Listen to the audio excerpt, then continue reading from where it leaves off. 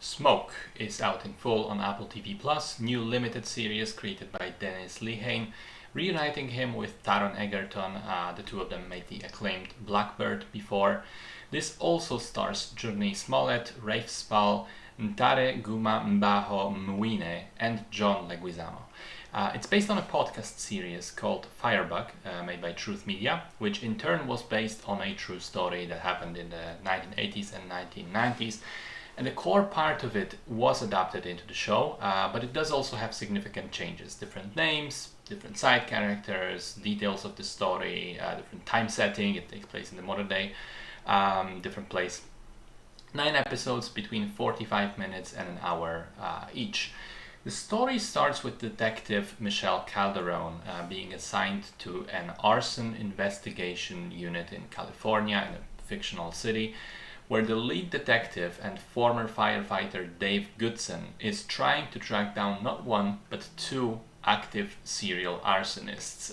But charismatic and knowledgeable as he may seem, there is a growing suspicion that he might actually be one of those arsonists himself. So I thought this was a very hit and miss show, where the first 2 episodes were a bit underwhelming. Then from the reveal at the end of episode 2, it goes into a really interesting and good middle part. And then from about the ending of episode 8 through the entire episode 9, it unfortunately falls off a cliff into a very disappointing ending. I think the performances are the strongest part of the show. Taron Egerton is magnetic as always, fantastic mix of sleazy, selfish, sociopathic character whose charisma and smile make you want to like him regardless of anything else.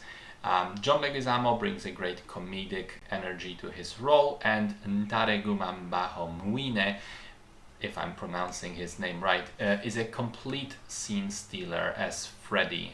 Just a haunting, disturbing performance from him. And once his storyline is done, he really does leave a gaping hole in the show.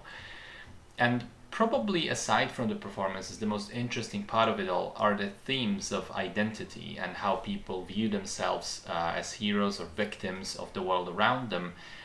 Even though they are often anything but, the sort of mismatch between perception and reality, and how that can lead to mental problems. I do think that the show was tonally inconsistent. For most of the time it clearly wants to be a serious, heavy thriller, but there are entire sequences, especially once Leguizamo shows up, that feel very light and humorous, and I'm not sure this mix really worked. I also think the editing throughout the entire show is super strange. A lot of the scenes seem to actually be out of order slightly. Like some characters will discuss an event that already happened in a subplot, and only after that scene we move to a scene actually showing that happen.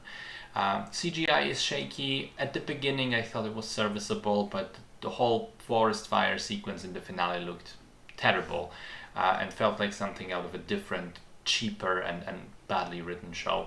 And in general, it was one of the weirdest and, in my opinion, weakest final episodes to a show in a good while, and it significantly lessened my overall enjoyment and opinion of it.